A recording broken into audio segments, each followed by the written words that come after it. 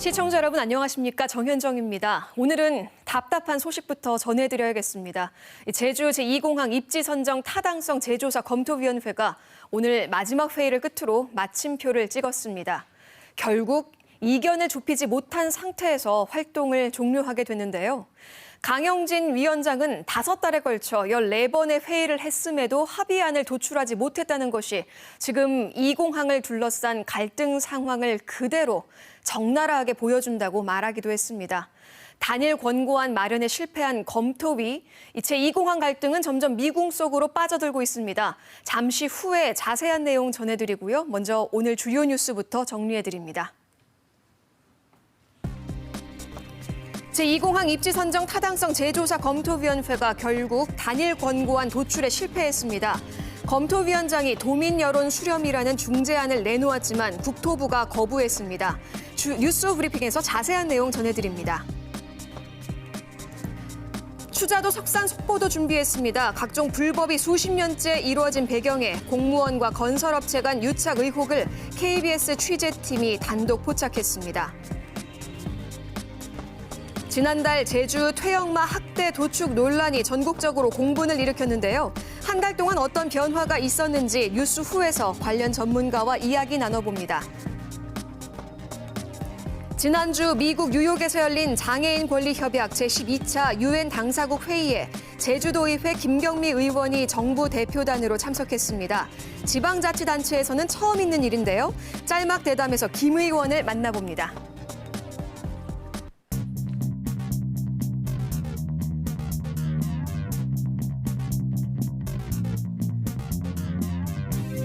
오늘 하루 뉴스를 정리해드리는 뉴스브리핑 손보련입니다. 먼저 지난 한 주간 시민들에게 큰 관심을 끌었던 영상부터 살펴보시죠. 지난주 KBS 제주뉴스 페이스북에서 가장 많은 관심을 끈 영상은 제2공항과 관련된 뉴스였습니다.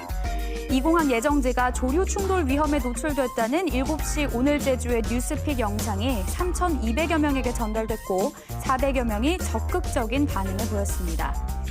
제2공항 후보지와 철새 도래지의 거리가 가까워서 조류 충돌 위험성이 높지만 사전 타당성 조사에서 관련 평가를 하지 않았다는 소식에 안전을 위해서라도 철저히 검토해야 한다는 의견이 많았던 것으로 보입니다. 이와 함께 지난 12일에 7시 오늘 제주 특집으로 방송해드린 제주 제2공항 토론회 또한 많은 관심을 받았는데요. 처음이자 마지막인 TV 토론회인 만큼 격론이 펼쳐졌습니다. 이 영상은 2,900여 명에게 전달됐고 300여 명 넘는 분들이 적극적으로 반응했습니다. 이처럼 이 공항을 놓고 도민사회가 뜨거운 관심을 보이는 가운데 이 공항 입지 선정 타당성 용역 재조사 검토위원회의 마지막 회의가 서울에서 열렸습니다. 오늘 제주의 시사용어는 이 공항 검토위원회에 대해서 알아보겠습니다. 제주 제2공항 입지 선정 타당성 용역 결과를 놓고 여러 의혹이 쏟아지고 있는데요. 이를 검증하기 위해서 지난해 9월 국토교통부와 이 공항 반대 측에서 각각 7명을 추천해 검토위원회를 구성했죠. 이후 석 달간 활동을 했지만 별다른 결론을 내지 못했습니다. 공전을 거듭한 끝에 민주당과 국토부 간 당정 협의에 따라 넉 달 만에 검토위가 활동을 재개했습니다. 2주에 한 차례 회의를 열고 3차례 공개 토론회를 개최했는데요. 지난 12일 KBS 주관으로 열린 TV 토론회가 마지막 공개 토론회인 셈이죠. 검토위원회는 오늘 서울에서 마지막 5차 전체 회의를 열었지만 결국 결론을 내지 못했습니다. 권고안을 내기 위해서는 3분의 2 이상 합의를 하기로 했는데 찬반 양측에서 반반씩 위원을 추천한 상황이라 합의 불발은 이미 예견된 상황이었습니다.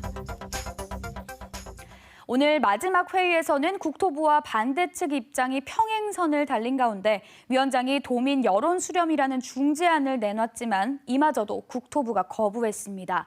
제2공항 입지 선정 타당성을 재조사하는 검토위원회 소식 최승민 기자가 보도합니다.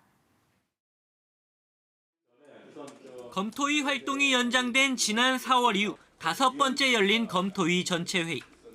국토교통부 검토위 측은 성산에 제2공항을 짓는 사전 타당성 용역 결과에 문제가 없다는 기존 입장을 재확인했습니다. 기획재정부의 예비 타당성 조사를 통과한 용역 결과를 유례 없이 재조사까지 했지만 문제가 없었고 결과도 적절했다는 겁니다. 하지만 반대 측은 제주공항 활용 방안을 연구한 ADPI의 연구 결과를 누락, 은폐한 것과 성산 입지 평가 문제 등 사전 타당성 용역 결과에 대한 의혹은 전혀 해소되지 않았다고 반박했습니다.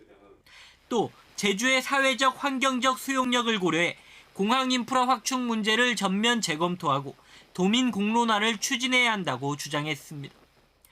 이에 국토부가 추천한 강영진 검토위원장이 지난 2월 당정협의 결과대로 도민 의견을 수렴해 정책 결정에 반영하자는 중재안을 내놨지만 국토부에서 거부했습니다.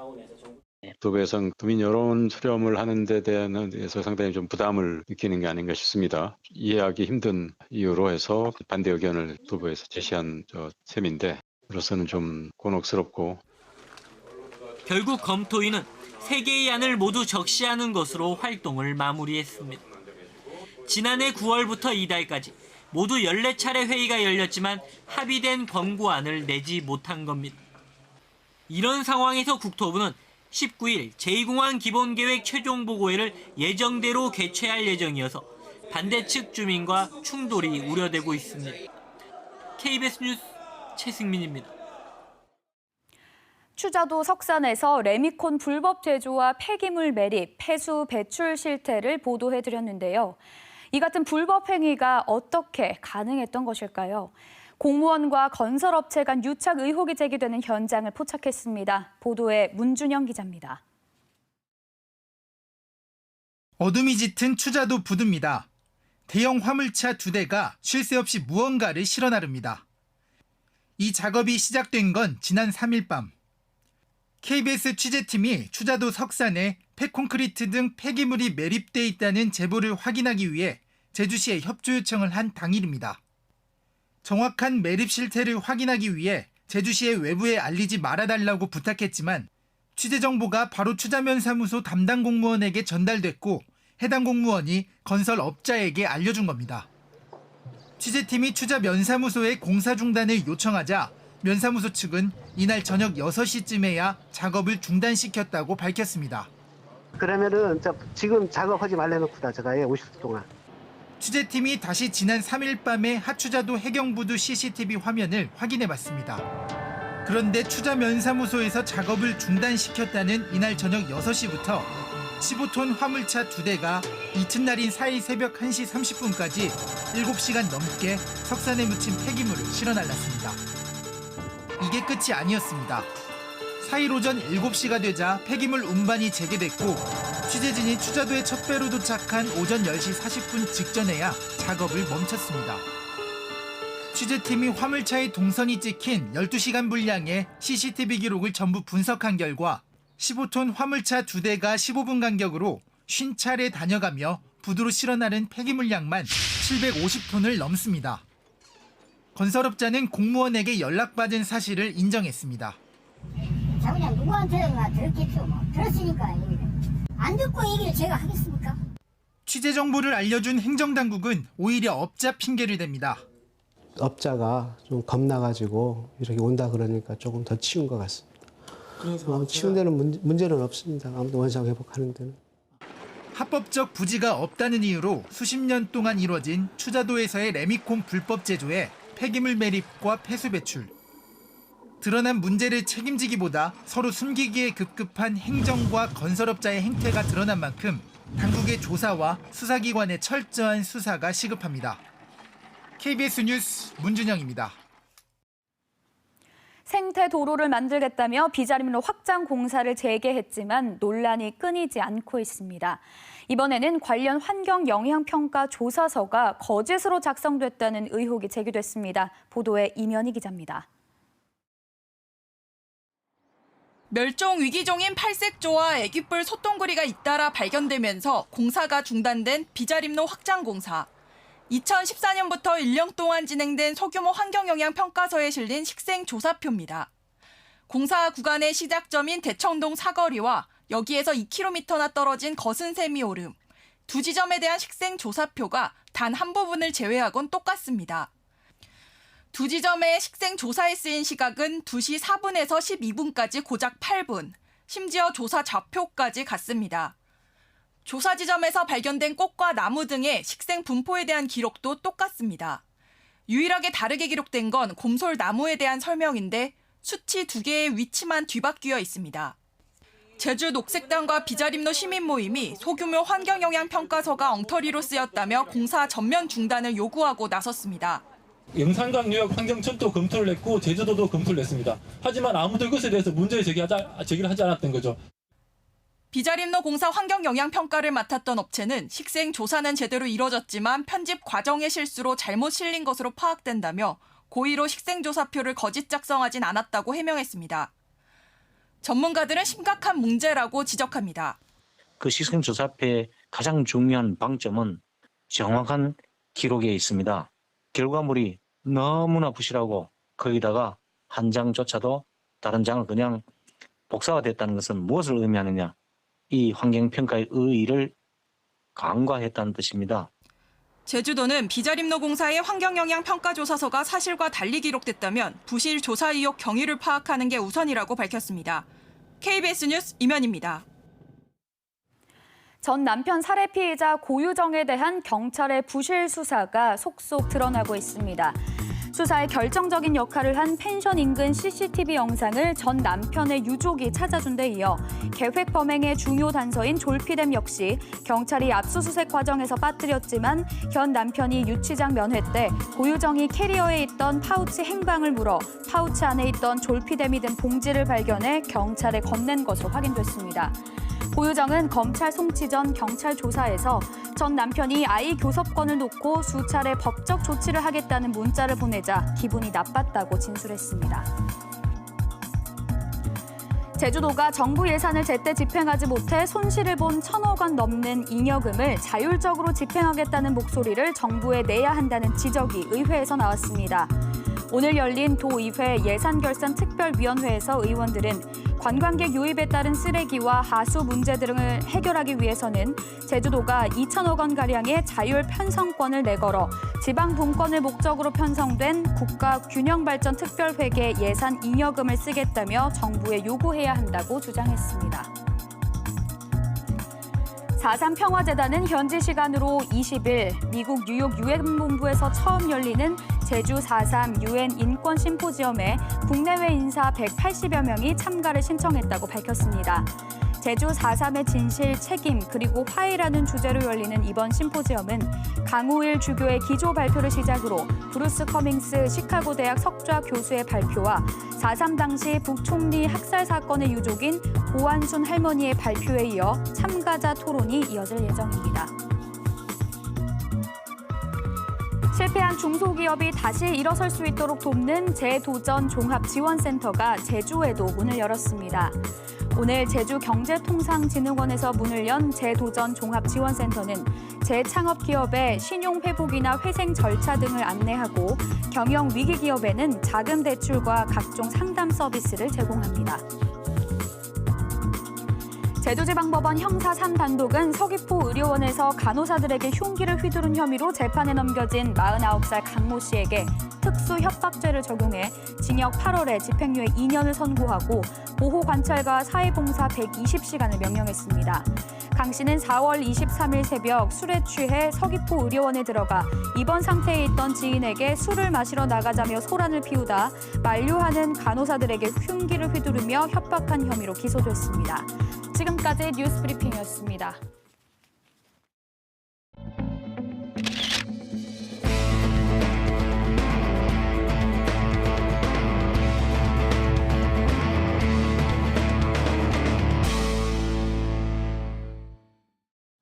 번 8번, 4번, 5번 그리고 6번 순으로 순위 전개되면서 결승 직선주로 접어들고 있습니다. 선두는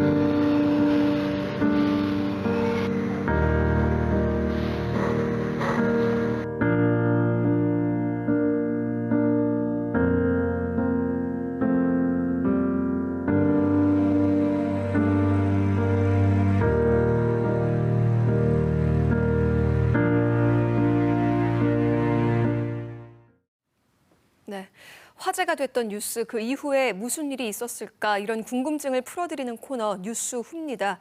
방금 오늘의 영상으로도 보셨습니다만 지난달 초 제주 도축장에서 은퇴 경주마를 학대하고 도축하는 실태를 고발한 영상이 공개되면서 전국적으로 큰 파장을 일으켰는데요. 한 달이 지난 지금 어떤 변화가 있었을까요?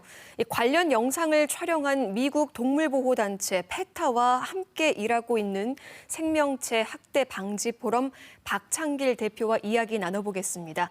전화 연결돼 있습니다. 대표님 안녕하십니까?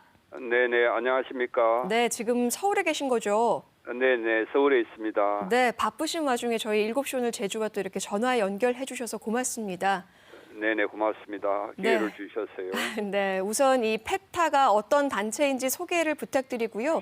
이 생명체 학대 방지 포럼은 페타와 어떤 관계인지 설명 부탁드리겠습니다. 네네네. 페타는 그 영어로 People for the Ethical Treatment of Animals라는 이 단체 이름의 약자인데 영문 이름 그대로 그 동물의 윤리적인 처우를 위한 국제적인 단체입니다.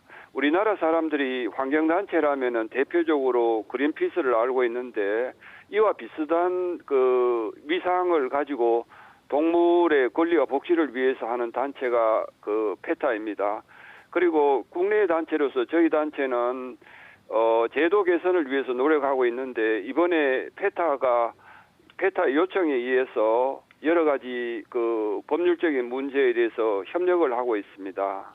네, 영상을 금방 다시 한번 봤는데요. 보고 또 봐도 너무나 충격적입니다. 2018년 4월부터 10달 동안 조사한 걸로 아는데요. 그간 몇 마리가 도축됐는지 조사 과정 설명 부탁드릴게요. 네네네. 조사 과정에 대해서 이제 저희가 페타 측으로 들은 바에 의하면은 그 수십 마리의 도축 과정을 직접 조사했다고 합니다. 그리고 이번 그 조사하면서 이 영상에서 보는 학대에 대한 조사뿐만 아니라 이번에 도축당하는 말들이 어디서 왔는지 그 이 학대되는 말들의 그 이력까지 추적해서 조사를 하였는데 그 중에 22마리가 경주마가 있었고 그 중에 19마리가 그 미국의 그 유명한 그 경주마였거나 미국 경주마를 어미로 둔 경주마들이었다고 합니다. 네. 또 호주의 경주마들도 있다고 해서 그 미국과 호주에서 이번 그 사건을 보고 상당히 그 많은 반대가 있었습니다. 네, 22마리의 경주마 말씀하셨는데 경주가 끝난 지 얼마 안 돼서 이렇게 도축장으로 끌려온 말들도 있었다고요? 네네, 그렇습니다. 그 세계적으로 유명한 혈통을 가진 경주마들이 끌려와 이 동물을 수출한 그 미국이나 호주의 국민들이 놀랐고, 그리고 아주 비정하게 느껴지는 면은 그 경기할 때 무릎에 보호대를 두르는데 경기가 끝나면 그걸 푸는데 무릎에 보호대를 끌르지도 않고 부산에 있는 경마장으로부터 제주의 그 도살장으로 바로 끌려온 말들도 그 영상으로 보여지고 있었습니다. 그런 면이 매우 안타까웠습니다. 네. 제주 축협 등 관계자들을 동물보호법 위반 혐의로도 고발했죠. 이후 고발인 조사도 경찰에서 받은 걸로 알고 있는데 수사는 잘 진행되고 있나요? 네네네. 그래서 고발인 조사를 받고 그 진행이 현재 그 여러 가지 이 수사 당국에 의한 그 조사가 아직도 진행 중에 있습니다. 네, 이 고발당한 관계자들은 일시적인 폭행이다, 문제 없다 주장하고 있는데 이게 기소가 될까요? 네네네. 이게 이번에 이 사건에 대해서 국민들도 놀라고 여론이 이게 비윤리적인 행위라고 이렇게 보고 있는데 이게 향후에 이게 기소가 될런지 또는 처벌 여부가 아직까지는 확정이 되지 않고 있습니다.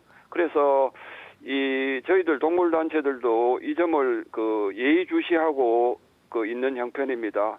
저희들이 보기에 만일 이번 사건을 갖다가 이 법률에 의해서 규제가 되지 못한다면은 우리나라 사회의 동물의 학대라든지 비인도적인 도축이 결코 사라지지 못할 것이라고 보아서 상당히 걱정이 됩니다. 그렇게 되면은 우리가 아무리 잘 살고 BTS가 유명해도 네. 이번에 K 크루얼티라는 좀 다소 당황스러운 말을 들을 수밖에 없다고 그렇게 여겨집니다. K 크루얼티라면은 K 학대라고 해석해도 될까요? 그렇죠. K-팝식으로 한국식 네. 이 말에서 보는 경주마에서 보는 외국에서 기대하지 못했던 학대 행위를 K 크루얼티라는 말로 표현을 했습니다. 네, 제주도 감사위원회 마해산업특구 사업 감사 결과 제주도와 농림축산식품부도 마사회까지 태역마를 식용 처리하는데 보조금을 지원했다는 사실이 밝혀졌습니다.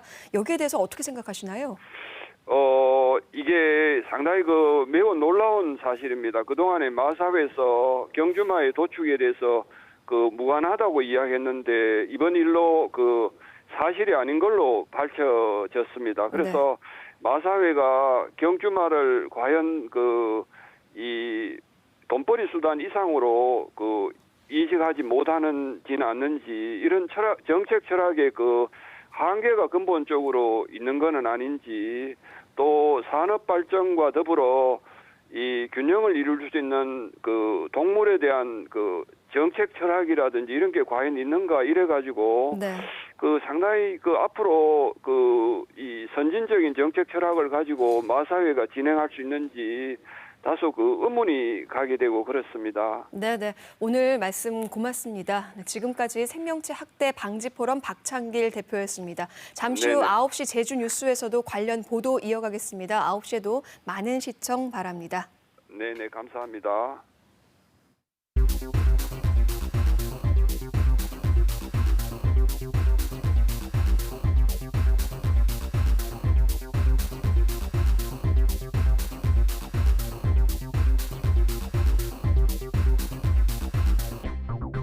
네, 다음 소식 이어가겠습니다. 제주의 허파로 불리는 곶자왈은 멸종 위기종을 포함해 다양한 동식물이 살고 있는 생물의 보고입니다.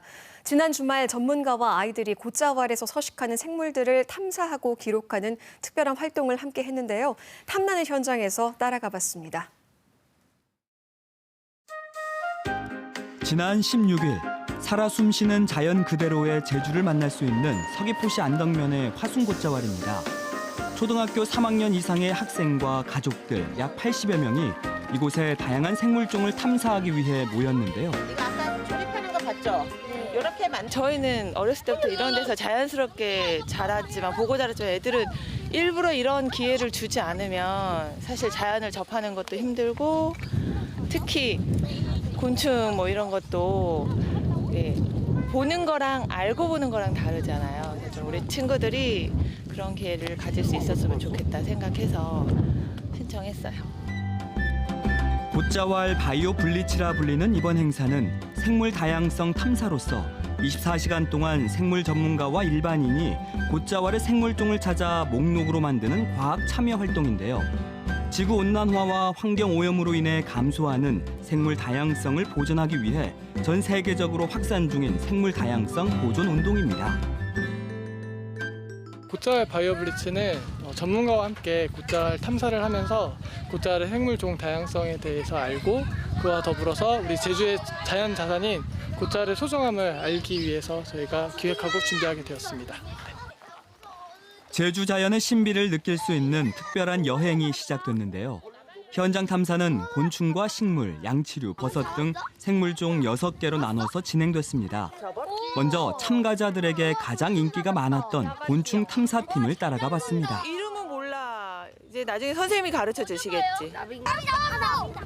호기심 가득한 아이들은 새로운 곤충을 발견할 때마다 마치 귀한 보물이라도 발견한 듯 흥분을 감추지 못합니다. 뭐 잡았어요? 나비야. 가까이서 보는 건 처음이에요. 어때요? 가까이서 보니까. 신기해요. 뭐 잡았어요? 벌이요. 벌이에요? 네.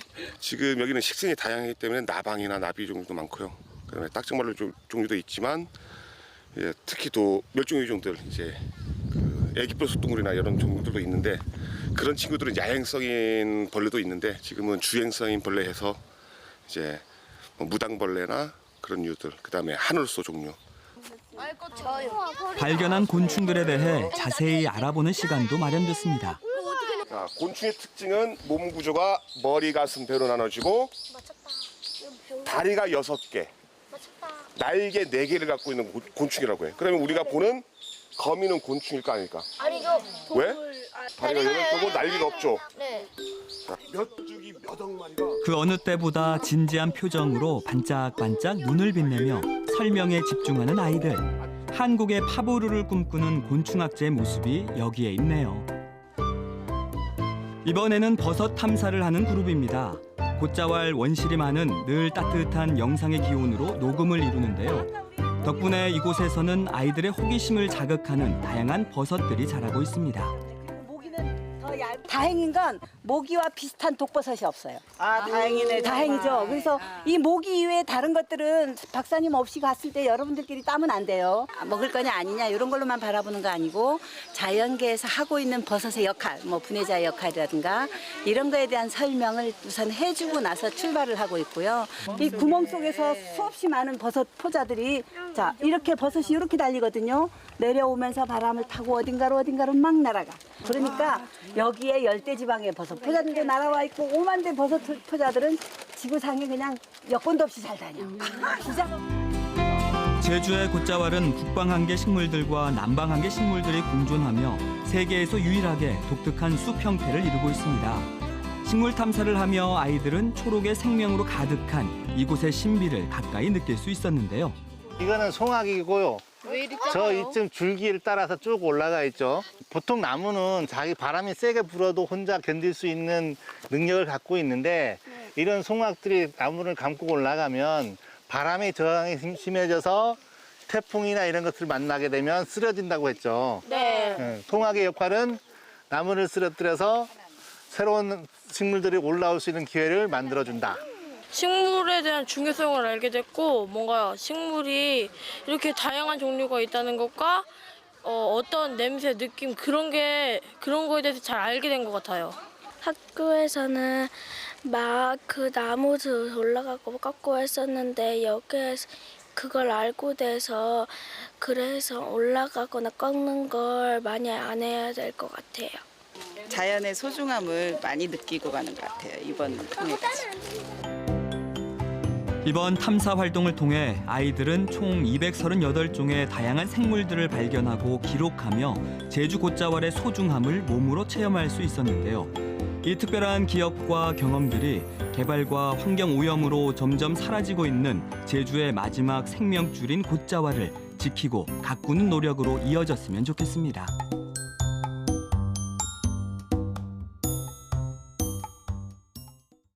네, 제주의 허파 곶자왈에서 이 자연의 소중함을 몸소 체험할 수 있는 정말 살아있는 체험 현장, 탐나는 현장 보고 오셨습니다. 지난주 미국 뉴욕에서 제12차 장애인 권리 협약 UN 당사국 회의가 열렸습니다. 이번 UN 당사국 회의에는 제주도의회 김경미 의원이 정부 대표단으로 참석했는데요. 현장 분위기는 어땠는지 또 어떤 논의를 했는지 김경미 의원과 이야기 나눠보겠습니다. 안녕하십니까? 네, 안녕하십니까? 네. 한국 돌아오신 지 얼마 안 됐죠? 몇 시간 되셨나요? 24시간. 네. 네. 저희 7시는 제주로 곧장 와주셔서 고맙습니다. 잘 적응은 안 될 것 같습니다. 네. 지방자치단체에서는 처음으로 UN 당사국 회의에 참석한 거라서 감회가 남다를 것 같은데요. 장애인 권리 협약이란 무엇이고 이 UN 당사국 회의는 무엇인지 설명 부탁드릴게요. 네. 장애인 권리 협약은 2006년 12월 13일 제61차 UN 총회에서 채택됐고요. 협약 국가로는 177개가 협약을 맺어 있습니다. UN 장애인 권리 협약은 모든 장애가 있는 이들의 존엄성과 권리 보장을 위한 협약으로요. 50개 조항으로 그 권리 보장의 내용들이 좀 구성이 됐고요. 당사국 회의는 장애인 권리 협약의 비준을 한 나라들의 회의인데요. 우리나라 같은 경우 2008년 12월에 비준을 했고 북한이 2013년 비준을 해서 이번에 당사국 회의에 모두 참석을 했고요. 이번 당사국 회의의 섹션 한 3가지로 이루어졌는데요. 네. 장애인의 건강권, 그다음에 디지털을 통한 장애인의 참여, 그리고 체육, 문화, 레저를 통한 장애인의 사회 참여 세 가지 원탁회의 섹션이 이루어졌고요.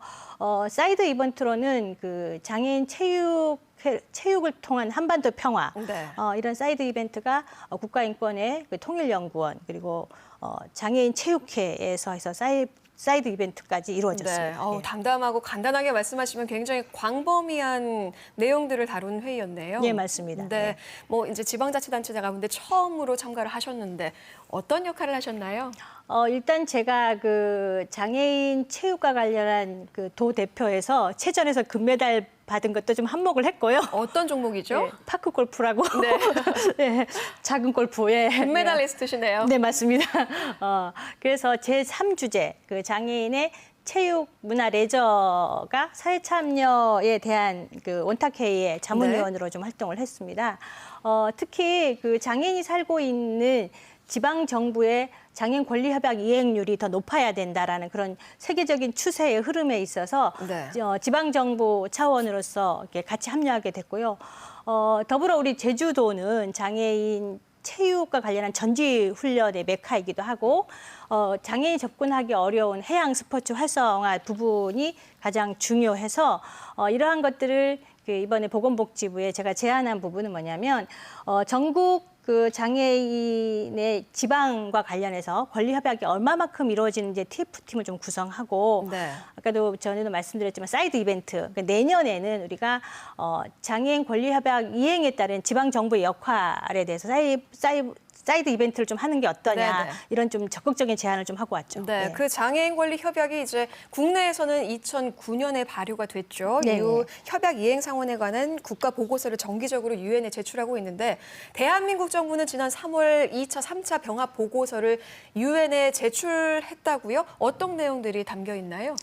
일단 그 내년에 대한민국이 장애인 권리위원회 스웨덴에서 개최되는 장애인 권리위원회의 심사를 받게 되어 있습니다. 네. 그러니까 얼만큼 대한민국 장애인 권리 협약을 이행하고 있냐에 대한 심사인데요. 네.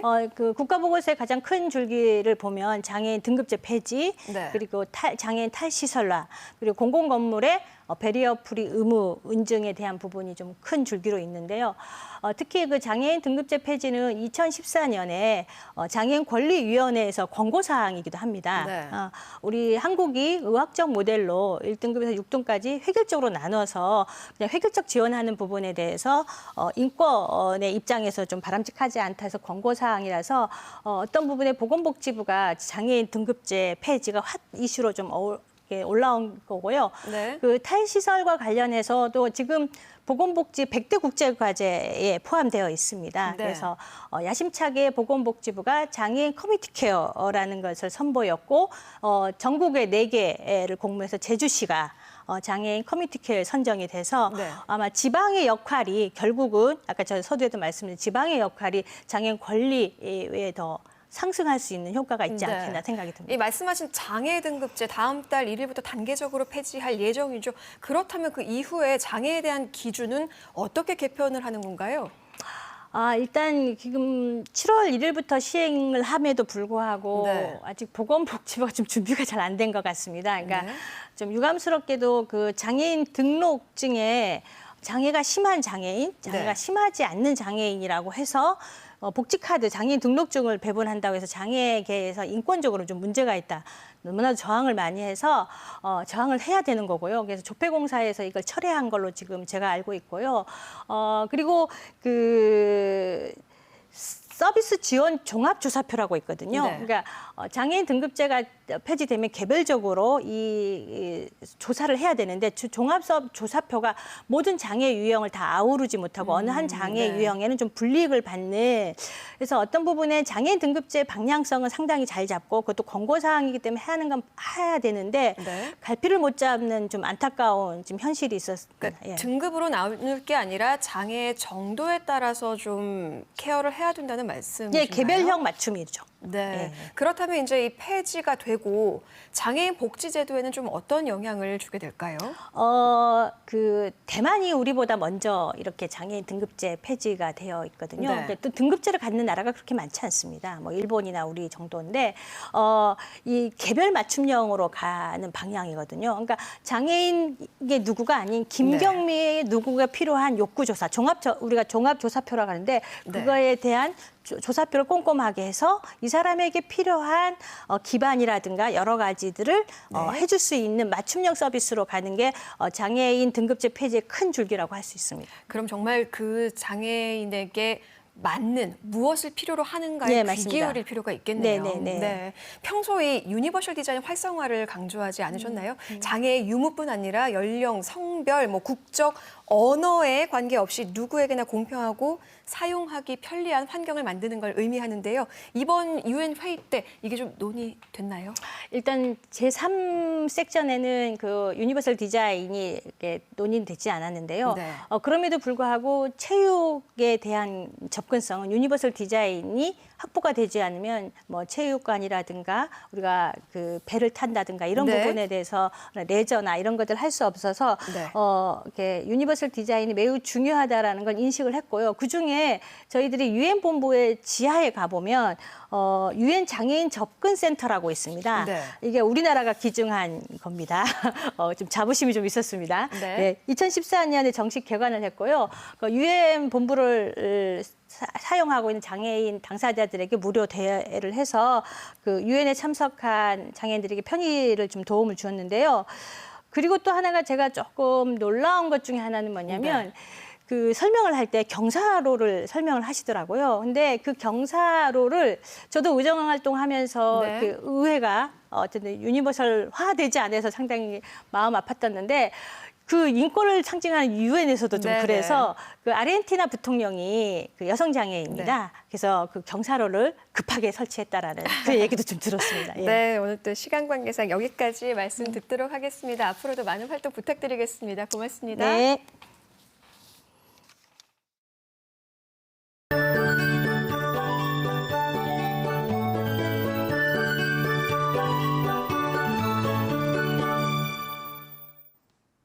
오늘 종일 대체로 맑은 날씨 속에 공기질도 깨끗해서 바깥 활동하기 좋으셨을 텐데요. 내일은 대체로 맑다가 오전부터 하늘 표정이 흐려지겠고 낮 동안 남동부와 산지를 중심으로 산발적으로 빗방울이 떨어지면서 바깥 활동하는 데 다소 불편함이 있겠습니다. 낮 동안 기온은 24도까지 올라 예년 이맘때 더위를 보이겠습니다. 다만 자외선 지수가 매우 높게 나타나겠고 동시에 오존 농도도 나쁨 수준을 보이겠습니다. 미세먼지 농도는 보통 수준 보이겠지만 오존은 마스크로도 걸러지지 않기 때문에 호흡기 약하신 분들은 외출을 가급적 피해 주시는 게 좋겠습니다. 내일의 지역별 날씨 살펴보겠습니다. 내일 아침 최저 기온은 18에서 21도 분포로 오늘보다 1에서 2도 정도 높겠고 낮 기온은 24도까지 오르겠습니다. 내일 해상은 곳곳에 안개가 짙게 끼어 있겠고 제주도 앞바다의 물결은 최고 1.5m로 비교적 잔잔하게 일겠습니다. 제주도 남쪽 먼바다의 물결은 최고 2.5m로 약간 높게 일겠습니다. 주간 날씨입니다. 대체로 맑은 날씨가 이어지겠고 기온은 점점 더 오르겠습니다. 날씨였습니다. 배려의 사각지대를 없애기 위한 유니버셜 디자인. 성별, 연령, 국적, 문화적 배경, 장애 등 모든 조건에 상관없이 누구나 손쉽게 쓸 수 있는 제품이나 사용 환경을 만드는 디자인을 뜻합니다. 특정 층을 위한 디자인이 아니라 모든 사람들을 위한 디자인이죠. 그 누구도 차별받지 않고 동등하게 누릴 수 있는 환경을 만드는 겁니다. 제주도가 제주 국제 유니버셜 디자인 엑스포를 개최한다는 반가운 소식이 들립니다. 다양한 사람들의 개성과 조건에 대해 이해하고 존중하는 사회를 위한 노력이 계속됐으면 합니다. 그 여정에 7시 오늘 제주도 함께하겠습니다. 오늘 소식은 여기까지고요. 내일 저녁 7시에 뵙겠습니다. 시청해주신 여러분 고맙습니다.